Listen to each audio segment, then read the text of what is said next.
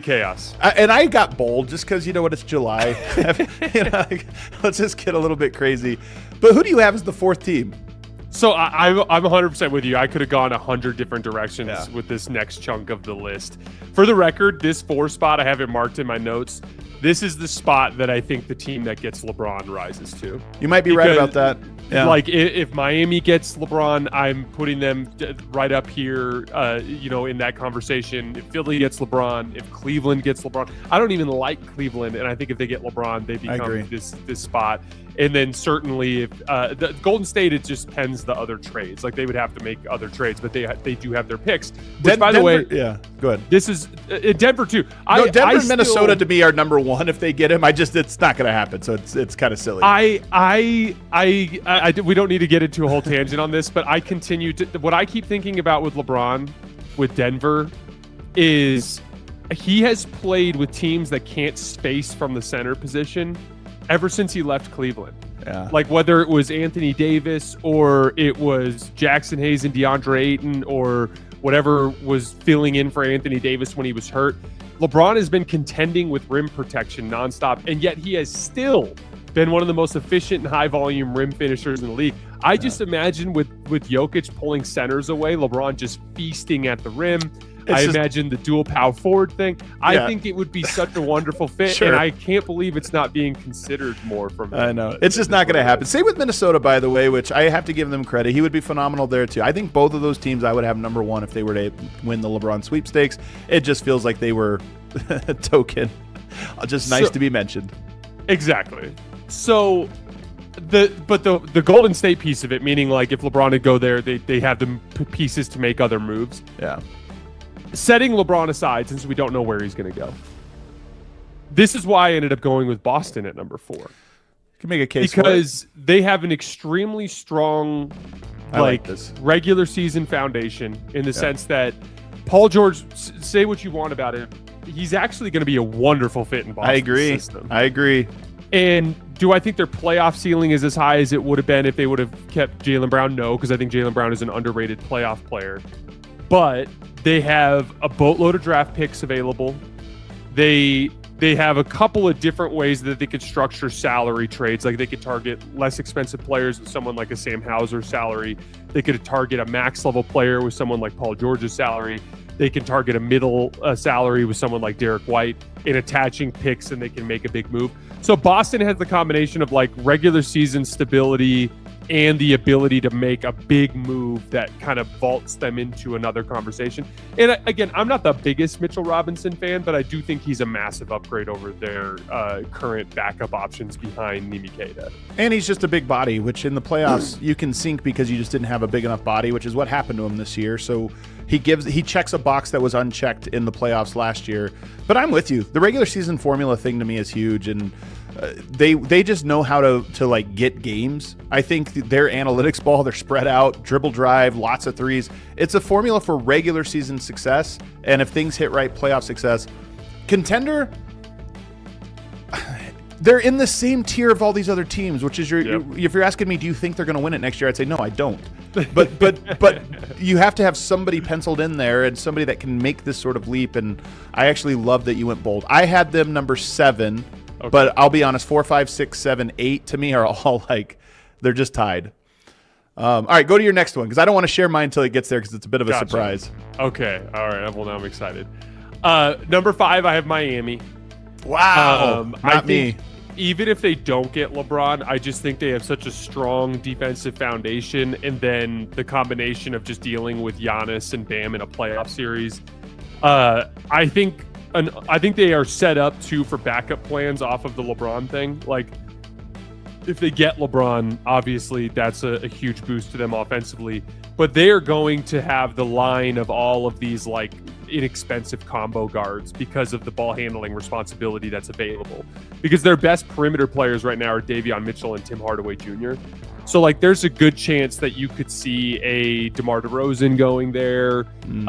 There's a good chance you could see, I know Russell Westbrook's name has been floated around. He'd actually maybe be good there. The spacing is a concern, but just in terms of like physical pressure on the paint, it'd be a double down on what they do. You know what I mean? Like, their spacing is going to be crap anyway, so why not just have 7 people banging on the door, so to speak?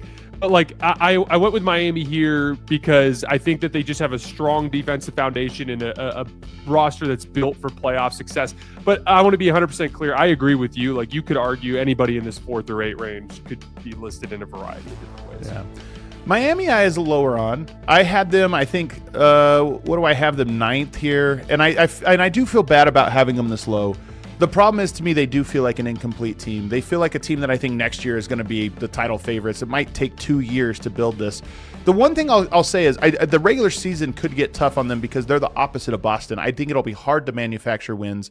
But the playoffs, I do think there's something to the playoffs. You have to score on teams. Teams have to get stops. You have to score on the other team. And I think that's going to be very easy for them to get stops in a playoffs. And that's before you finish out this roster. So it's almost like regular season I'll have them lower. They will take a bump in the playoffs, as they always do. Miami always levels up come playoff time. But I still think that this is a team that I'm not quite sure I believe that they can like get the points needed to beat the best teams as currently constructed. I'm super excited to see what Eric Spoelstra's offensive system looks like with these guys, because he has literally been It's like one of those weird chef shows where they lay out a bunch of weird ingredients and you're supposed to make something like, yeah, exactly. But he's like, if there was a guy that I think could figure it out, it would be a guy like him. I'll be really curious. I think you're going to see an insane like transition based attack. I definitely think they're going to be a big defense to transition team. Yep, I agree with you. Number 6 for me is Philly.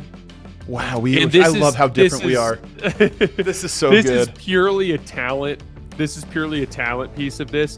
I think the fit is super clunky with Philly, and I think we'll actually talk more about this later when we talk about like players making adjustments. So I won't get into too much detail here with Jalen Brown.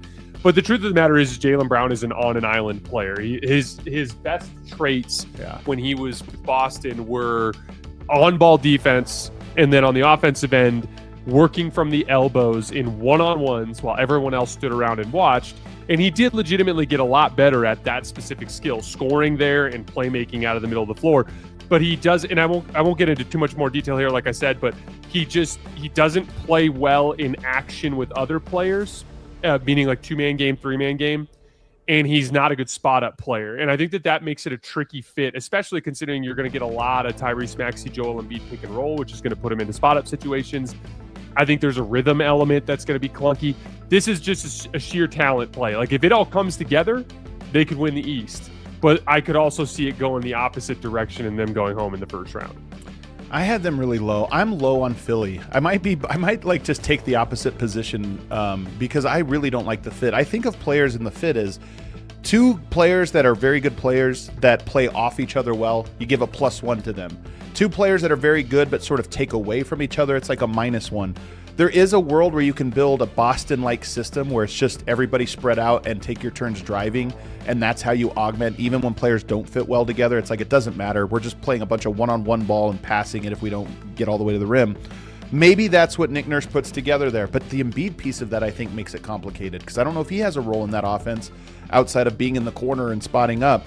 So I think it is a clunky collection. I don't know if, like, for Jalen Brown to have a great year, like a career year, Maxey probably has to sacrifice a lot. And if it's not Maxey, VJ has to sacrifice a lot. One of those guys has to have a down year for the other guy, in my opinion, to have a really high year. And then the Embiid piece. So for me, I'm just a little bit lower. And then the biggest thing is, to win a championship, you're talking about 4 rounds of health. And I just don't see that from Embiid at all. So really you have to say, okay, you'd get Embiid for a portion of a playoff run and then still win a title. I almost count them out because of that. Yeah, I mean, he was the best player in the first round series against the Celtics and then immediately broke down again. For the record, I don't think LeBron's going to Philly.